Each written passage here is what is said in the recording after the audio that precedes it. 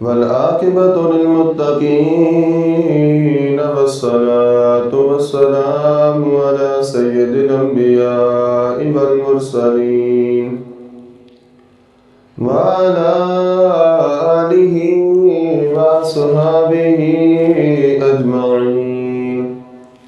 أما بعد فأعوذ بالله من الشيطان الرجيم. بسم الله الرحمن الرحيم.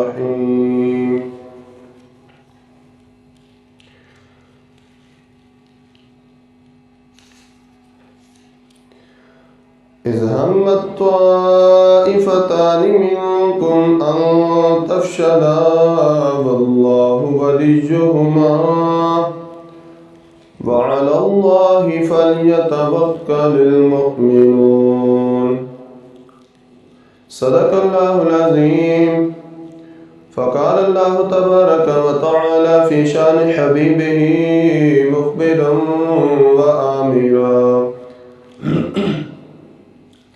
إن الله وملائكته يصلون على النبي يا أيها الذين آمنوا صلوا عليه وسلموا تسليما. الصلاة والسلام عليك يا رسول الله وعلى آلك وصحبك يا حبيب الله. الصلاة والسلام عليك يا نور الله وعلى آلك وصحبك يا خاتم النبيين. الصلاة والسلام عليك يا نبي الله وعلى آلك وصحبك يا رحمة للعالمين.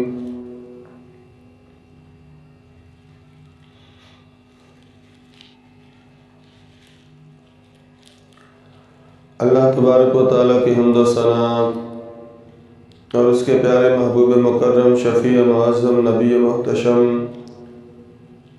حضور احمد مجتبی محمد مصطفیٰ صلی اللہ علیہ وسلم کی بارگاہ میں درود و سلام کا نذرانہ عقیدتاً محبتاً پیش کرنے کے بعد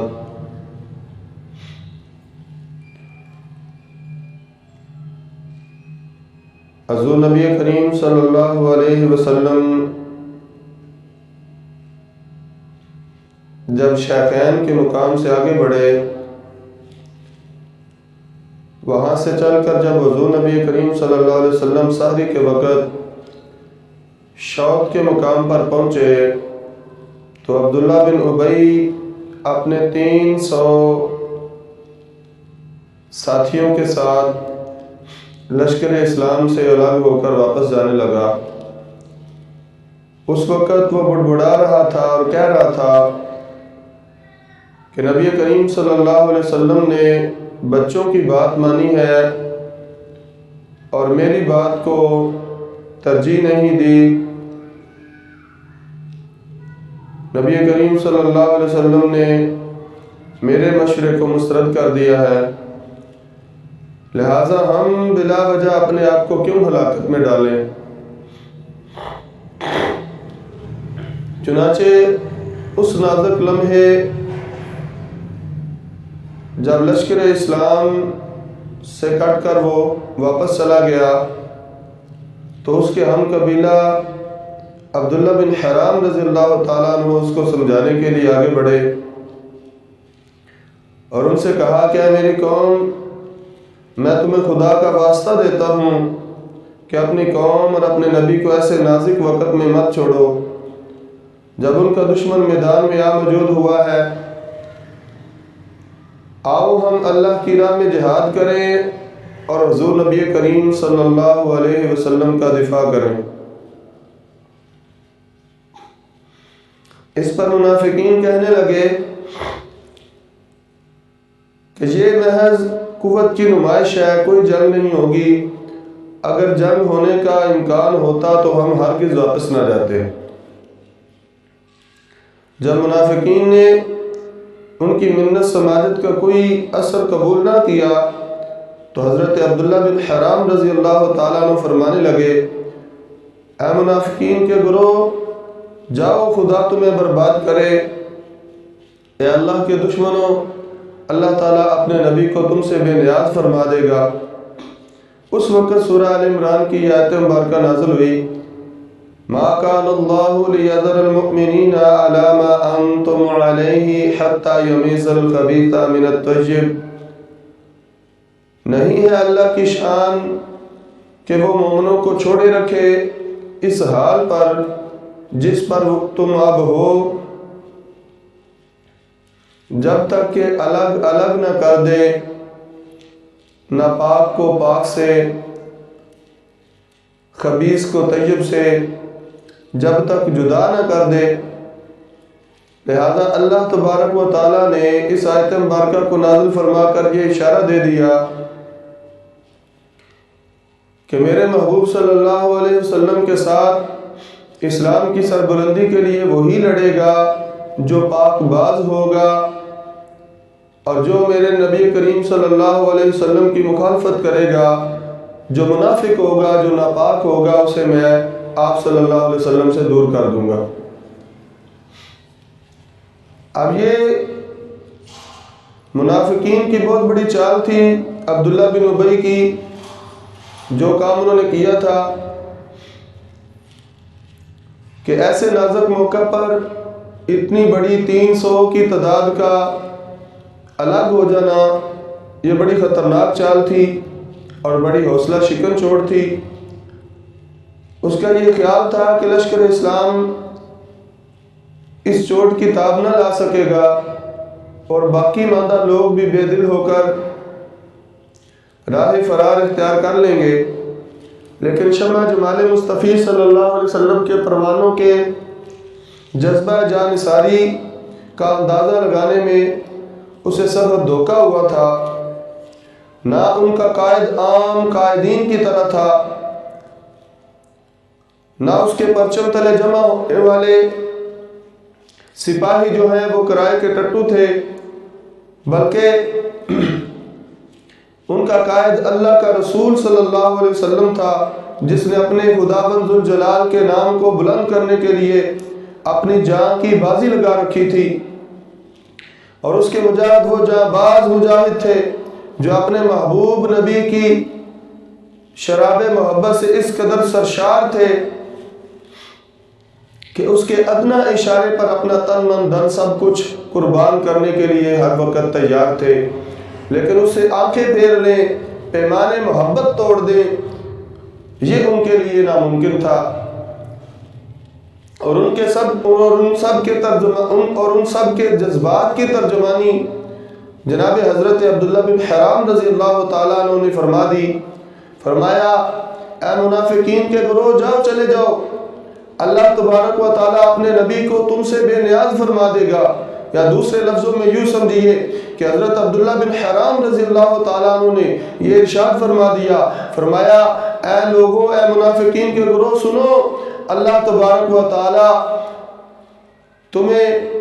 تم سے اپنے نبی صلی اللہ علیہ وسلم کو بے نیاز فرما دے گا، اور اللہ تبارک و تعالیٰ اپنے نبی کی حفاظت کے لیے، اپنے نبی کے ساتھ دینے کے لیے اللہ تبارک و تعالیٰ کو میرے پیارے محبوب صلی اللہ علیہ وسلم کے عاشقوں کی ضرورت ہے، منافقوں کی ضرورت نہیں ہے۔ لہذا منافقین کا گروہ جو تھا یہ واپس چلا گیا۔ اس موقع پر لمحہ بھر کے لیے بنی سلمہ اور بنی سالبہ کے پاؤں ڈگمگائے۔ ان کے دل میں بھی یہ خیال آیا کہ وہ بھی واپس چلے جائیں، لیکن پھر اللہ تبارک و تعالیٰ نے ان کی دستگیری فرمائی اور ان کو اس خیال سے دور فرما دیا۔ اسی چیز کا بیان کرتے ہوئے اللہ تبارک و تعالیٰ قرآن مجید فرقان حمید میں ارشاد فرماتا ہے، اِذْ هَمَّتْ طَائِفَتَانِ مِنْكُمْ أَن تَفْشَلَا وَاللَّهُ وَلِيُّهُمَا وعلى الله فليتوكل المؤمنون۔ جب ارادہ کیا دو جماعتوں نے تم میں سے کہ وہ ہمت ہار دیں، حالانکہ اللہ تبارک و تعالیٰ دونوں کا مددگار تھا، اس لیے اس نے اس لغزش سے ان کو بچا لیا، اور صرف اللہ پر ہی مومنوں کو بھروسہ کرنا چاہیے، توکل کرنا چاہیے۔ یعنی اللہ تبارک و تعالیٰ نے اپنی مدد کو ان کے شامل حال کرتے ہوئے ان پر سکینہ اور اطمینان جو ہے اس کا نزول فرما کر ان کے دلوں کو جو لغزش وہ کرنے والے تھے اس سے انہیں بچا لیا۔ اب ایک طرف تو یہ منافقین کا گروہ ہے کہ جو حضور نبی کریم صلی اللہ علیہ وسلم کو عین جنگ کے موقع پر چھوڑ کر جا رہے ہیں، لیکن دوسری طرف اگر ہم دیکھیں تو حضور نبی کریم صلی اللہ علیہ وسلم کے جاں باز صحابہ ہیں اور صحابیات ہیں جنہوں نے آگے بڑھ کر حضور نبی کریم صلی اللہ علیہ وسلم کے ساتھ دینے کا وعدہ بھی کیا، جو قول و قرار کیے تھے، جو وعدے کیے تھے ان کو پورا بھی کیا، اور اپنے سر دھڑ کی بازی لگا کر حضور نبی کریم صلی اللہ علیہ وسلم کی حفاظت بھی کی۔ یہاں پر میں ایک واقعہ بیان کرتا چلوں جو کہ ہمارے جذبہ ایمانی کو ایک مہمیز دے گا۔ جب حضور نبی کریم صلی اللہ علیہ وسلم مدینہ منورہ سے نکل رہے تھے تو ایک عورت اپنا دودھ پیتا بچہ لے کر سرکار کی خدمت میں حاضر ہو گئی۔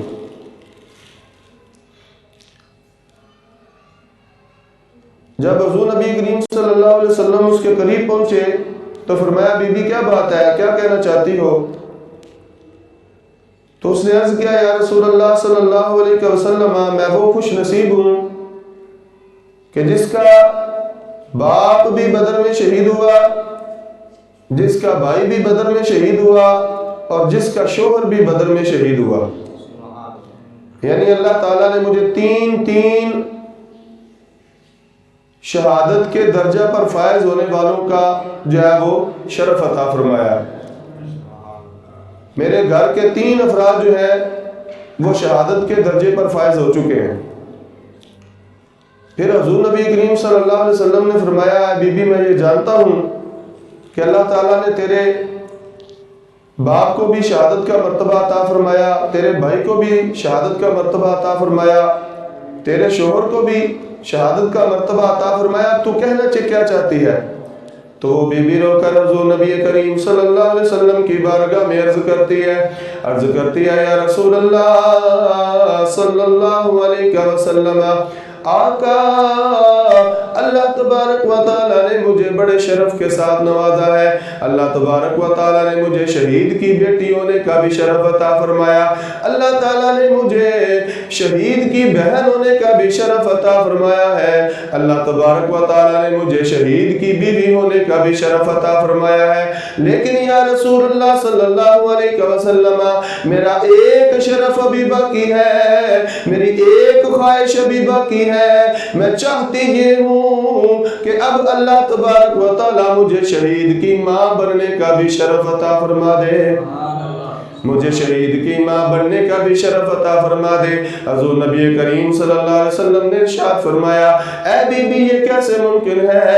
اس عورت نے اپنی گود میں اٹھائے ہوئے بچے سے کپڑا ہٹاتے ہوئے عرض کیا یا رسول اللہ صلی اللہ علیہ وسلم میری گود میں یہ دودھ پیتا بچہ، میں یہ چاہتی ہوں کہ یہ آپ اس کو اپنے ساتھ لے جائیں اور یہ آپ پر قربان ہو کر مجھے شہید کی ماں بننے کا شرف عطا فرما دے۔ حضور نبی کریم صلی اللہ علیہ وسلم نے ارشاد فرمایا بی بی یہ چھوٹا سا بچہ دودھ پیتا بچہ یہ کیسے اپنی حفاظت کرے گا، یہ ہم پر کیسے قربانی دے گا، ہم سے دشمنوں کو دور کیسے کرے گا، اے بی بی یہ تو اپنی حفاظت بھی نہیں کر سکتا۔ تو اس ماں نے رو کر عرض کی یا رسول اللہ صلی اللہ علیہ وسلم میں نے سنا ہے جب جنگ ہوتی ہے دشمن تیر برساتے ہیں، یا رسول اللہ صلی اللہ اللہ علیہ وسلم جب دشمن آپ پر تیر برسائے اس وقت آپ کو ڈھال کی ضرورت ہوگی۔ یا رسول اللہ صلی اللہ علیہ وسلم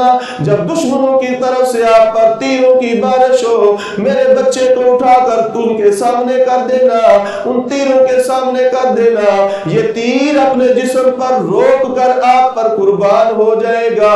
اس طرح اللہ تبارک و تعالیٰ مجھے شہید کی ماں بننے کا بھی شرف عطا فرما دے گا۔ اللہ اکبر، کیسا جذبہ ایمانی ہے، کیسی عظیم مائیں ہے، اپنا سب کچھ قربان کر کے اللہ کے دین کی سربلندی چاہتی ہیں، اللہ کے محبوب کی سلامتی چاہتی ہیں۔ اللہ اکبر، انہی خوش نصیب ماؤں کے لیے اعلیٰ حضرت الشاہ امام احمد رضا بریلوی قدس سرہ العزیز نے کیا خوبصورت یہ اشعار بیان کیے ہیں، ان کی ترجمانی کرتے ہوئے کیا خوبصورت اشعار بیان کیے ہیں۔ اعلیٰ حضرت شاہ امام احمد رضا بریلوی فرماتے ہیں، آپ فرماتے ہیں کروں تیرے نام پہ جاں فدا، کروں تیرے نام پہ جاں فدا، نہ ایک جاں دو جہاں فدا، کروں تیرے نام پہ جاں فدا، نہ ایک جاں دو جہاں فدا۔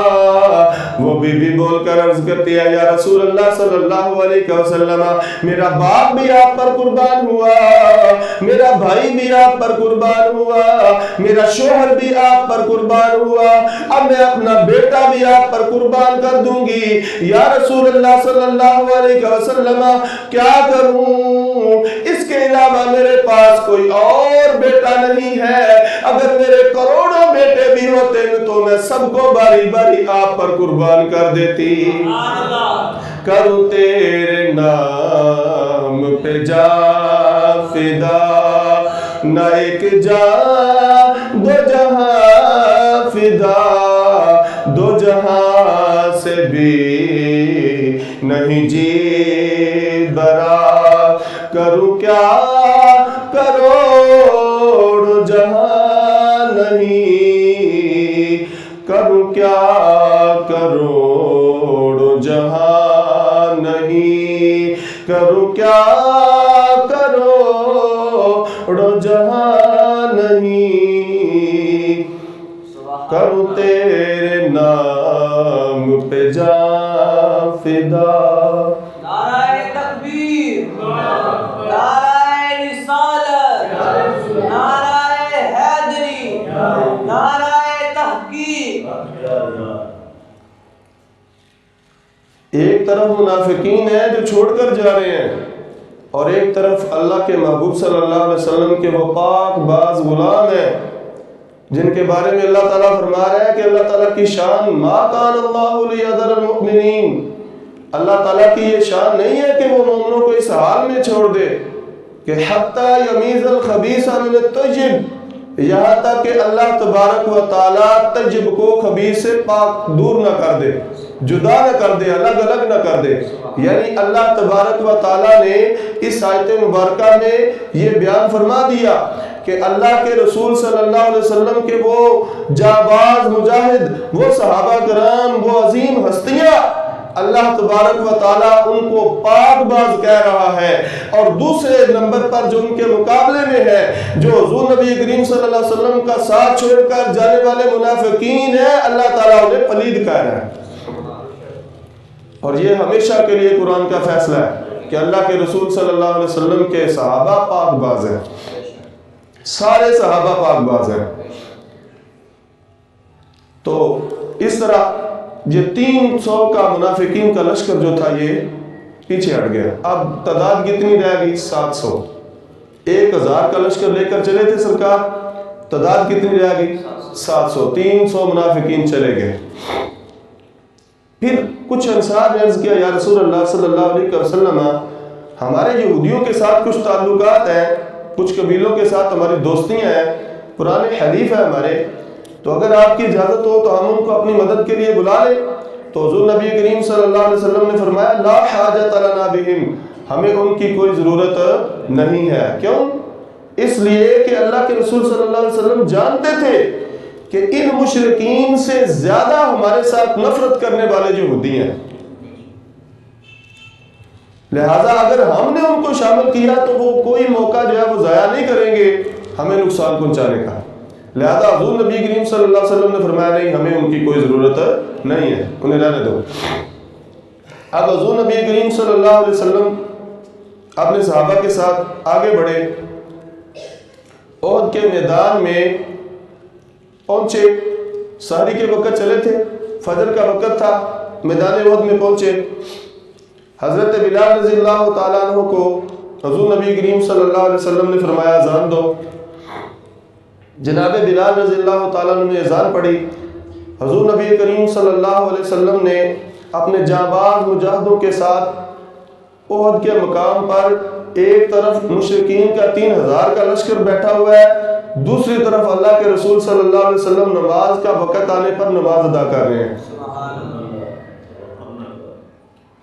آج ہمارے لیے بڑے بہانے ہیں نماز سے بچنے کے. سب سے بڑا بہانہ ہمارا یہی ہوتا ہے ہمارے کپڑے ناپاک ہیں.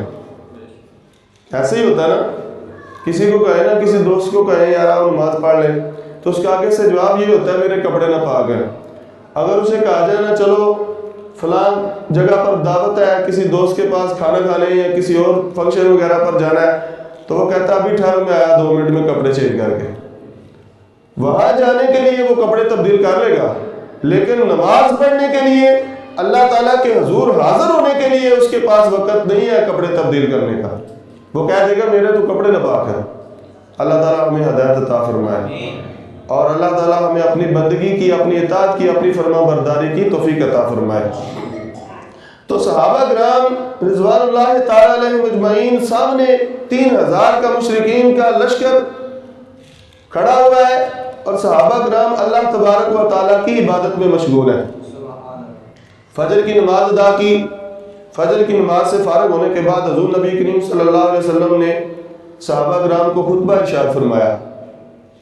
یہ خطبہ بڑا، اس میں ہمارے لیے بہت زیادہ جو ہے وہ سبق ہے کہ حضور نبی کریم صلی اللہ علیہ وسلم نے اس موقع پر کتنی عظیم الشان باتیں اپنے صحابہ کرام رضوان اللہ تعالی علیہ مجمعین کو سکھائیں.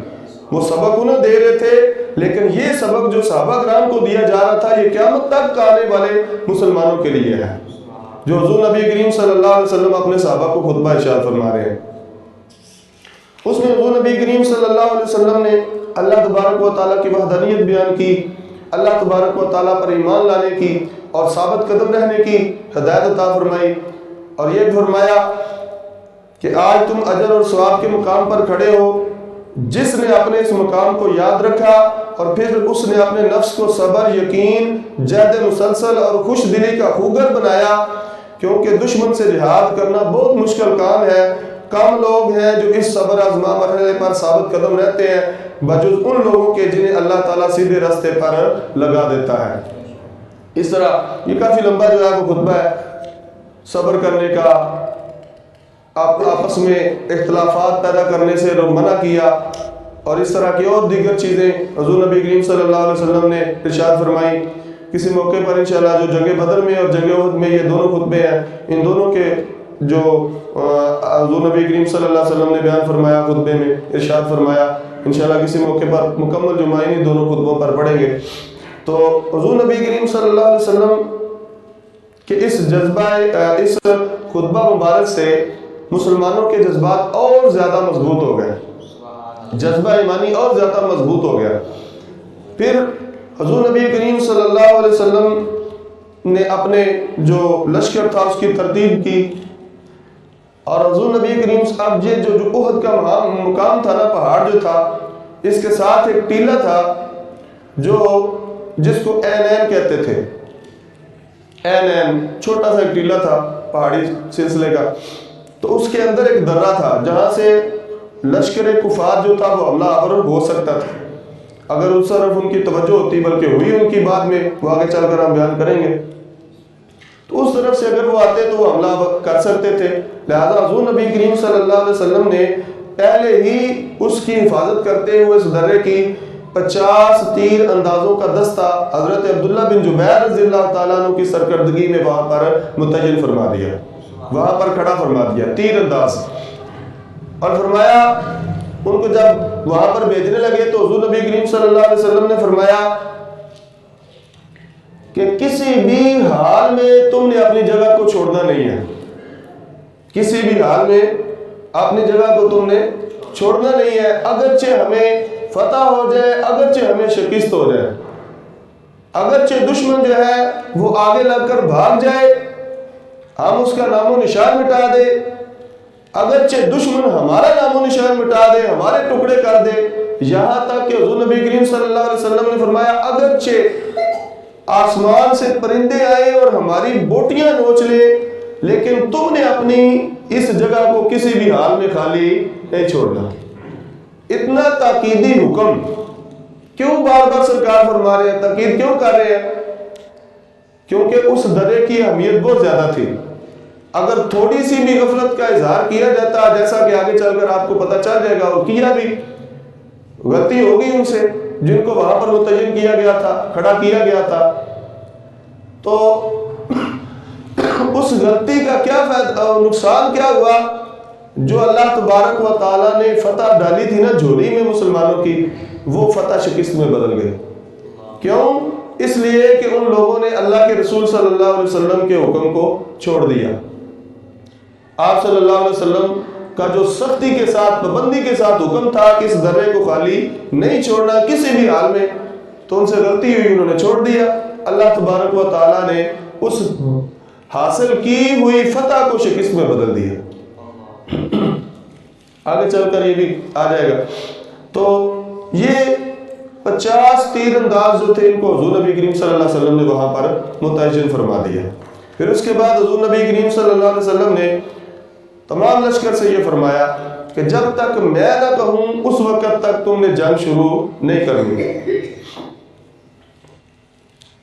اس کے بعد حضور نبی کریم صلی اللہ علیہ وسلم نے جو لشکر کی ترتیب فرمائی تھی، صفیں درست کی تھی ان کی، اس میں حضور نبی کریم صلی اللہ علیہ وسلم نے جو دایاں بازو تھا، میمنہ جس کو کہا جاتا ہے عربی میں، اس پر حضور نبی کریم صلی اللہ علیہ وسلم نے اپنے پھوپھی کے بیٹے حضرت زبیر بن عوام رضی اللہ تعالیٰ عنہ کو اس کا قائد بنا دیا، لیڈر سپہ سالار بنایا.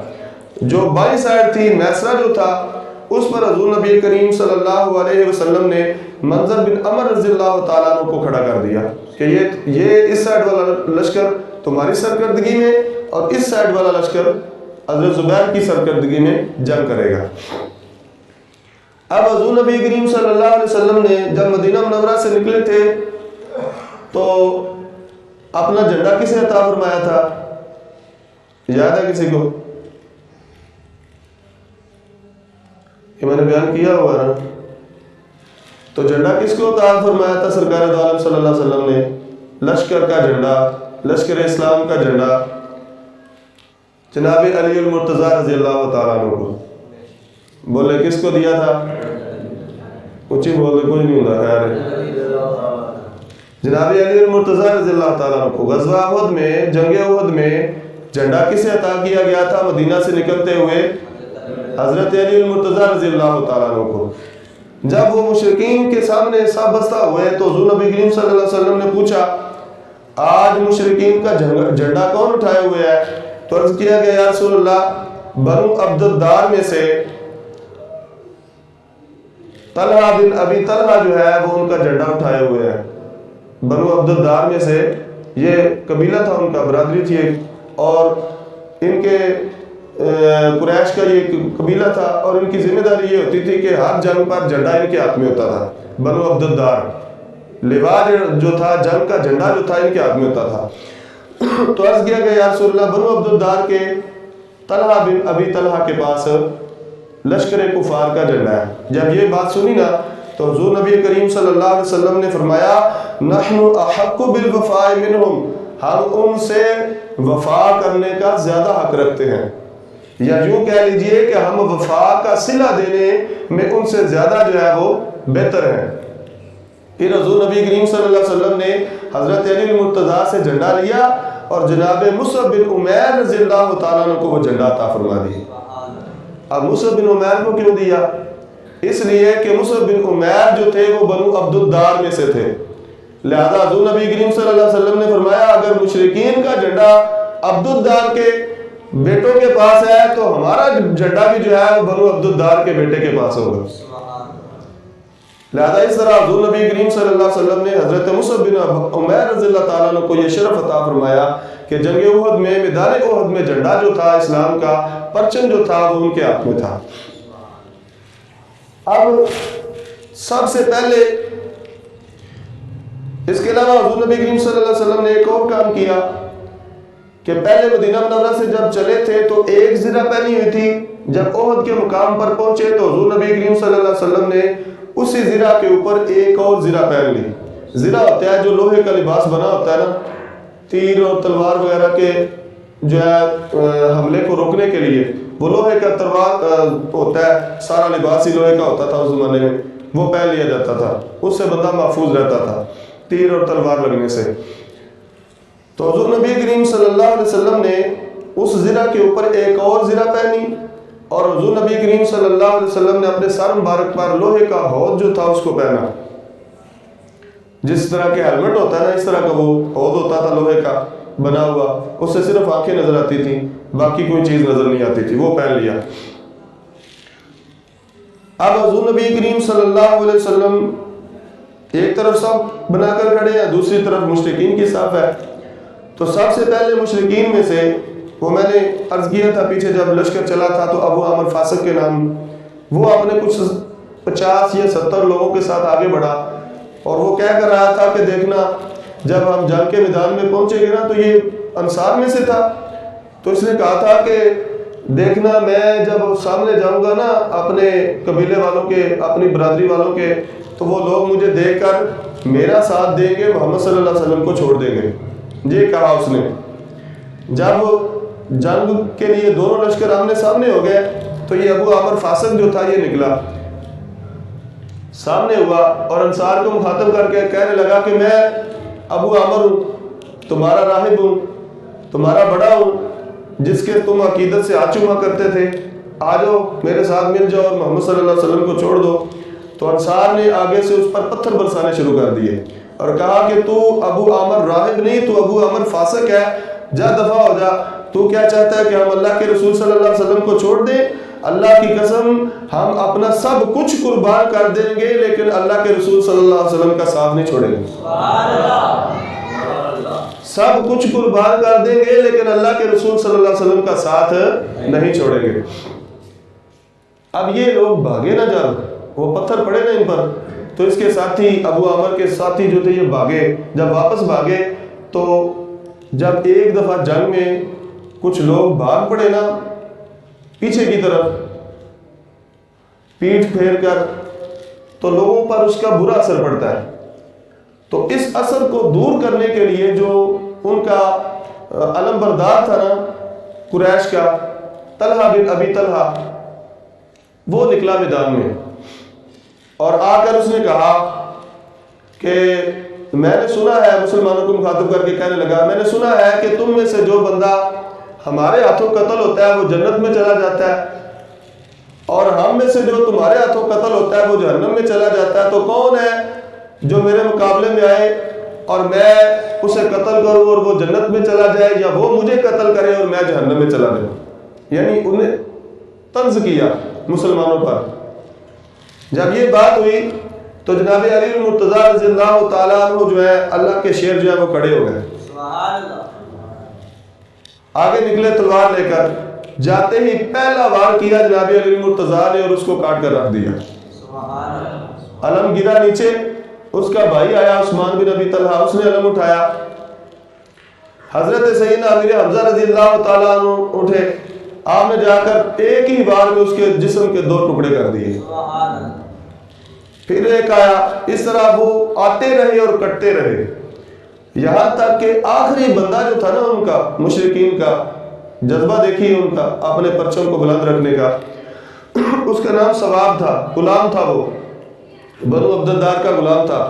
اس نے کیا کیا، اس نے پرچم اٹھایا ہوا تھا، آگے بڑھے، مسلمانوں میں سے ایک صحابی آگے بڑھے اور انہوں نے جا کر اس کے ہاتھ کاٹ دیے. تلوار ماری نا، ایک ہاتھ کٹا، دوسرے میں پکڑا، دوسرا کٹا، پرچم نیچے گرا، اس نے گھوڑے سے چھلانگ لگائی، نیچے اتر کر کٹے ہوئے بازو کے ساتھ اس نے پرچم جو تھا اس کو اس طرح اپنے سینے کے ساتھ لگا لیا، یعنی بلند کر لیا اٹھا کر.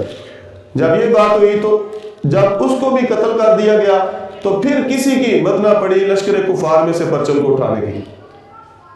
یعنی اتنے لوگ کٹ گئے، اس کے بعد پھر کسی کی ہمت نہ پڑی کہ ہم اس پرچم کو اٹھائیں. جو آتا تھا صحابہ کرام رضوان اللہ تعالیٰ علیہم مجمعین آگے بڑھ کر اس کا کام تمام کر دیتے، جو آگے بڑھتا تھا پرچم اٹھاتا تھا اس کو قتل کر دیتے. اس طرح پھر آخر جب وہ دیکھا، عورتوں بھی چونکہ قریش کی ساتھ تھیں، مشرکین کی ساتھ تھیں، تو امرہ نامی ایک عورت جو تھی وہ آگے بڑھی اور اس نے آگے بڑھ کر پرچم کو اٹھایا. جب اس نے پرچم کو اٹھایا تو پھر ان کی غیرت جاگی مشرکین کی، اور پھر انہوں نے اس کے ساتھ آ کر اس کے ارد گرد جو ہے وہ کھڑے ہو کر جنگ کرنا شروع کر دی. اب عام جنگ جو ہے وہ شروع ہو گئی.